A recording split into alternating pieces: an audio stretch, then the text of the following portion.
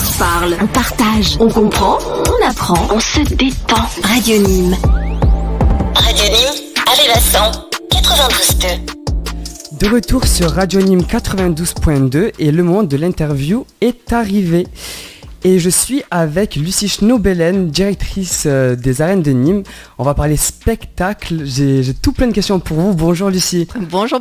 Pour commencer, est-ce que vous pouvez vous présenter s'il vous plaît ? Alors oui, bien sûr. Donc je suis Lucie Schnobelen. Je travaille pour la société EDEIS, qui est délégataire des monuments romains de Nîmes. Et dans le cadre de cette délégation, j'ai en charge la production du spectacle d'été.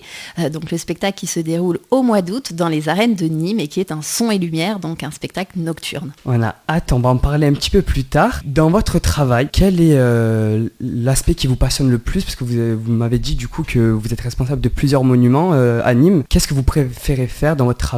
Alors, c'est une question qui est hyper compliqué, j'avoue, parce qu'il y a énormément de choses qui sont passionnantes. Déjà, rien que les monuments dont on a la charge, donc qui sont les arènes, la Maison Carrée et la Tour Magne, ce sont des monuments emblématiques, qui sont magnifiques, chargés d'histoire et qui, de toute façon, nous passionnent au quotidien. Donc ça, déjà, c'est très intéressant de pouvoir s'en occuper et de faire la promotion de ces monuments et du coup du territoire nîmois auprès de tous et de recevoir les visiteurs en proposant des circuits de visite et des animations pour qui puissent plaire au plus grand nombre.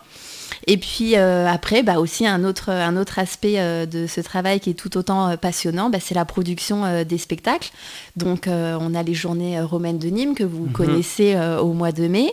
Et puis ce spectacle nocturne aussi. Donc c'est quelque chose de totalement différent que l'exploitation des monuments au quotidien, mais tout autant passionnant. Pour ceux qui ne connaissent pas du coup ce spectacle, La Légende des Jardins, est-ce que vous pouvez nous donner un aperçu de l'histoire peut-être ? Ah oui, bien sûr, avec plaisir. Donc c'est une toute nouvelle création, une création originale pour les arènes de Nîmes. Donc voilà, vous allez pouvoir la découvrir pour cette année 2024. Donc c'est une histoire, en fait, c'est une légende qui se passe au Jardin de la Fontaine. On a voulu mettre en avant ce lieu emblématique de la ville de Nîmes.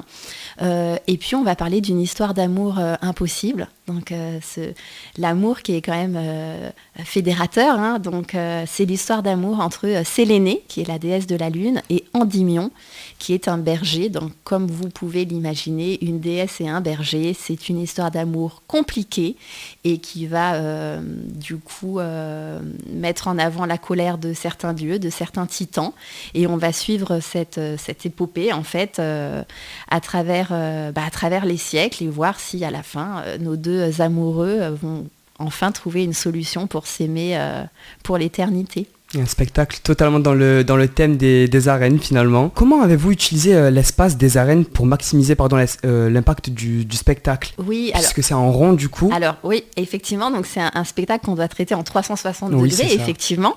Donc, et puis en plus, c'est un monument déjà qui est très grand. On a une piste qui est très grande, donc il faut faire attention au nombre de personnes qui vont rentrer, au décor, etc. Tout doit être un petit peu surdimensionné pour pas paraître rikiki. Oui. Et en plus, on a cette hauteur avec des spectacles qui sont quand même très hauts. Donc de la même manière, si on a assez peu de choses ou des choses trop petites sur la piste, les gens qui sont assis en haut ne vont pas pouvoir en profiter totalement.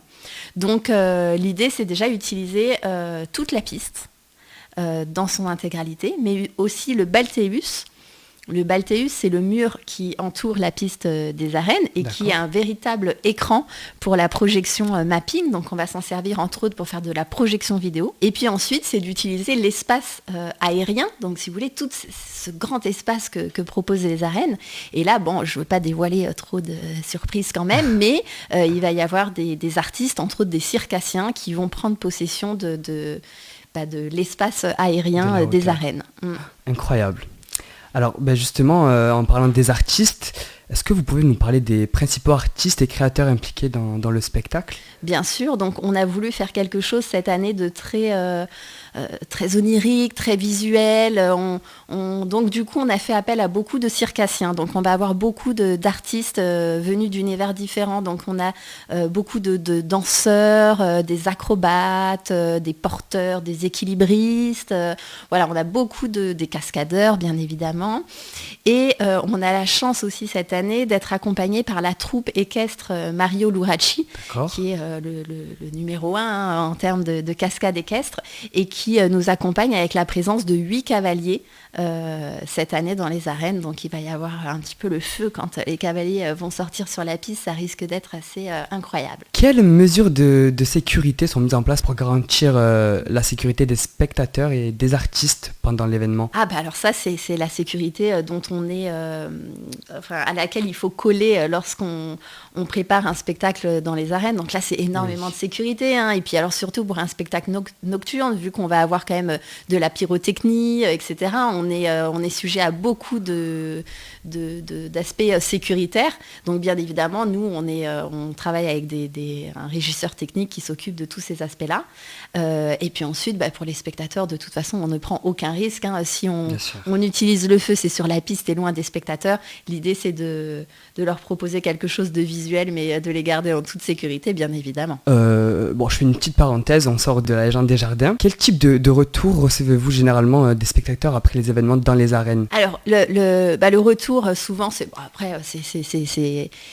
pour la plupart du temps, les gens sont ravis. Et puis, de toute façon, on a quand même des spectateurs fidèles, en fait, qui viennent et d'un spectacle sur l'autre et d'une année sur l'autre. Là, le petit plus qu'on espère cette année, c'est que le fait de traiter cette histoire qui se passe au Jardin de la Fontaine, ce qu'on aimerait, c'est que les spectateurs du spectacle nocturne puissent par la suite, alors peut-être le lendemain, quelques jours, quelques semaines plus tard, en tout cas aient l'envie de se diriger vers les jardins pour peut-être les découvrir ou en tout cas les redécouvrir à nouveau avec un autre œil, une autre approche, en essayant d'aller chercher les personnages qu'ils ont pu rencontrer pendant le spectacle et découvrir vraiment les statuts de ces personnages qui existent véritablement dans les Jardins de la Fontaine. Donc en plus de leur faire plaisir, on aimerait qu'ils puissent après cela redécouvrir les Jardins de la Fontaine. Donc le spectacle, il provient d'un réel mythe du coup. C'est ça. Alors c'est un mythe de Nîmes. Alors non, en fait la légende, cette histoire d'amour, on l'a inventée. Peut-être que dans 50 ans, on pensera que c'est une vraie légende, je ne sais pas. Alors on pourra dire qu'on aura gagné notre pari.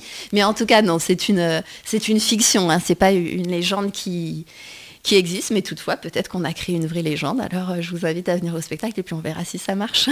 Rendez-vous du coup au spectacle des légendes des jardins. Et si vous pouviez organiser un événement de rêve aux arènes, quel serait-il et pourquoi ? Ah là là, mais ça c'est une question hyper compliquée. Un spectacle de rêve pour vous organisé aux arènes ? Un spectacle de rêve. Alors bon, moi je suis très attachée aux chevaux parce que déjà ça me passionne. Je suis passionnée d'équitation, etc. Et le cheval pour moi c'est un animal qui a été proche de l'homme à travers tous les temps, depuis toujours. Et comme les arènes a traversé le temps depuis la romanité à aujourd'hui, je trouve que ce sont deux éléments qui s'accordent bien parce que voilà, ils ont une histoire un peu en commun. Et je trouve que les chevaux dans les arènes de Nîmes, ça crée vraiment quelque chose, c'est vraiment chouette. Donc je partirai plus sur un spectacle équestre avec énormément de chevaux. Alors là, comme ça, je l'imagine peut-être de nuit avec beaucoup de chevaux sur la piste, beaucoup de lumière, du dressage. Voilà, je sais pas. Ça, je pense que ça pourrait être une idée sympa, mais après, il y a tellement de choses possibles. Quelque chose qu'on met dans l'univers, peut-être que ça arrivera un jour, on ne sait pas. Oui, voilà. Pourquoi pas. En tout cas, merci beaucoup, Lucie, de nous avoir accordé du temps. Le temps qui nous est imparti est maintenant terminé. Un dernier mot à dire à nos auditeurs, où est-ce qu'on peut trouver peut-être les places pour la légende des jardins, les dates ? Bien sûr, les infos pratiques. Alors, les infos pratiques, la légende des jardins, donc c'est un spectacle nocturne, donc à 21h30. On aura 6 représentations les 6, 7, 9, 12, 13 et 14 août. Les renseignements et la billetterie sur notre site internet arène-nîmes.com. Et puis voilà, on vous attend et on espère en tout cas partager cette aventure avec vous. Voilà. Merci beaucoup, Lucie. Merci.